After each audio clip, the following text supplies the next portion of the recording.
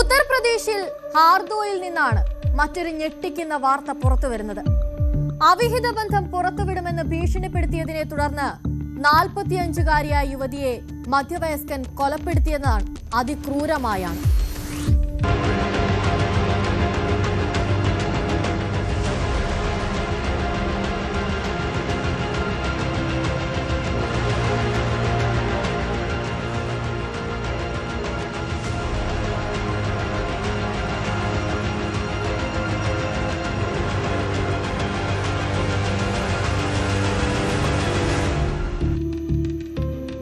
ഹർദോയിലെ ഷഹാബാദ് കോട്ട്വാലി പ്രദേശത്തെ അമൃത ഗ്രാമത്തിലാണ് സംഭവം നടക്കുന്നത്. 45-കാരിയായ ശ്രീദേവി എന്ന യുവതിയാണ് കൊല്ലപ്പെട്ടത്. ഹാർദോയിലെ അമൃത എന്ന സ്ഥലത്ത് താമസിക്കുന്ന ശ്രീദേവിയെ കഴിഞ്ഞ വ്യാഴാഴ്ചയാണ് കൊല്ലപ്പെട്ട നിലയിൽ കണ്ടെത്തുന്നത്. ശ്രീദേവിയുടെ തന്നെ സ്വന്തം കൃഷിയിടത്തോട് ചേർന്നുള്ള ഗോതമ്പ് വയലിലായിരുന്നു ശ്രീദേവിയുടെ മൃതദേഹമുണ്ടായിരുന്നത്. ശ്രീദേവിയെ കൊന്നതാവട്ടെ അവരുടെ തന്നെ ഗ്രാമത്തിലുണ്ടായിരുന്ന മറ്റൊരാളും. കൊലപാതകവുമായി ബന്ധപ്പെട്ട് രാം നിവാസ് എന്ന മധ്യവയസ്കനാണ് അറസ്റ്റിലായിരിക്കുന്നത്. 12 तारीख को थाना शाहबाद के अमृता गांव से सूचना प्राप्त हुई कि एक महिला की जिसपे ब्लंट ऑब्जेक्ट से चोट है वो खेत में मृत पाई गई है। इस सूचना पर पुलिस ने तत्काल FIR पंजीकृत करते हुए घटना के अनावरण के लिए कई टीमें लगी थी।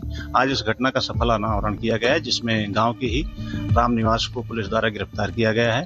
पूछताछ में ये तथ्य प्रकाश में आया है कि राम निवास और गांव में आई हुई एक व्यक्ति की साली के बीच कुछ संबंध हो गए थे, जिसको मृतका द्वारा देख लिया गया था।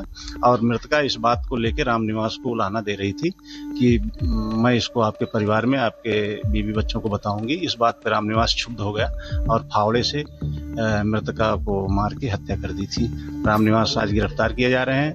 आला कत्ल फावड़ा और उसके टूटे हुए बेंत के टुकड़े बरामद किए गए हैं। पुलिस द्वारा इनको जेल भेजा जा रहा है। സംഭവം നടക്കുന്നത് ഇങ്ങനെയാണ്. ശ്രീദേവിയുടെ സഹോദര ഭാര്യയുടെ സഹോദരിയായ ലൗലിയുമായി രാം നിവാസിന് അടുത്ത ബന്ധമുണ്ടായിരുന്നു. കൊലപാതകത്തിന് ഏതാനും ദിവസങ്ങൾക്ക് മുൻപ് ശ്രീദേവി ഇരുവരെയും ഒരു മോശം സാഹചര്യത്തിൽ പിടികൂടുകയും ചെയ്തു. കുടുംബത്തോടും ഗ്രാമവാസികളോടും ഈ ബന്ധം വെളിപ്പെടുത്തുമെന്ന് ഭീഷണിപ്പെടുത്തുകയും ചെയ്തു.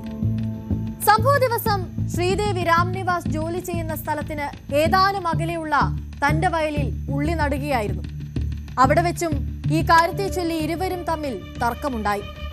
ശ്രീദേവി സംഭവം പുറത്തു പറയുമെന്ന് വീണ്ടും ഭീഷണി മുഴക്കുകയും ചെയ്തു. ഇത് കേട്ടതോടെ രാം നിവാസ് ശ്രീദേവിയെ ആക്രമിക്കുകയും കയ്യിലുണ്ടായിരുന്ന ആയുധം ഉപയോഗിച്ച് അവരെ അടിക്കുകയും ചെയ്തു. ആ മർദ്ദനത്തിൽ കഴുത്തിലും മുഖത്തുമെല്ലാം മാരകമായി പരിക്കേറ്റ ശ്രീദേവി അവിടെ വെച്ച് തന്നെ മരിച്ചു. മൃതദേഹം മറച്ചുവെക്കാൻ അടുത്തുള്ള ഗോതമ്പ് വയലിലേക്ക് അവരുടെ മൃതദേഹം വലിച്ചു മാറ്റി. പിന്നീട് അയാൾ വീട്ടിലേക്ക് മടങ്ങി. ഒടുക്കം ശ്രീദേവിയുടെ മൃതദേഹം കണ്ടെത്തിയപ്പോൾ ആർക്കും ഒരു സംശയവും തോന്നാതിരിക്കാൻ അയാൾ കുറ്റകൃത്യം നടന്ന സ്ഥലത്ത് തടിച്ചുകൂടിയ ജനക്കൂട്ടത്തോടൊപ്പം അവിടെ തന്നെ ഉണ്ടായിരുന്നു. ഒടുക്കം രാം നിവാസ് പിടിയിലാകുന്നത് ഇങ്ങനെയാണ്. സംഭവ ദിവസം ശ്രീദേവിയുടെ 2 ആൺമക്കളും അവരോടൊപ്പം തന്നെ പാടത്ത് ജോലി ചെയ്യുന്നുണ്ടായിരുന്നു. അവർ വീട്ടിൽ നിന്ന് ഭക്ഷണം കൊണ്ടുവരാൻ പോയ സമയത്തായിരുന്നു ഈ കൊലപാതകം നടക്കുന്നത്. തൊട്ടടുത്ത പറമ്പിൽ രാം നിവാസ് നിൽക്കുന്നത് അവർ നേരത്തെ തന്നെ കാണുകയും ചെയ്തിരുന്നു. അവരുടെ മൊഴിയുടെ അടിസ്ഥാനത്തിൽ പോലീസ് നടത്തിയ അന്വേഷണമാണ് ഒടുക്കം രാം നിവാസിനെ കുടുക്കിയത്. തുടർച്ചയായ ചോദ്യം ചെയ്യലിൽ രാം നിവാസ് കുറ്റം സമ്മതിക്കുകയും ചെയ്തു.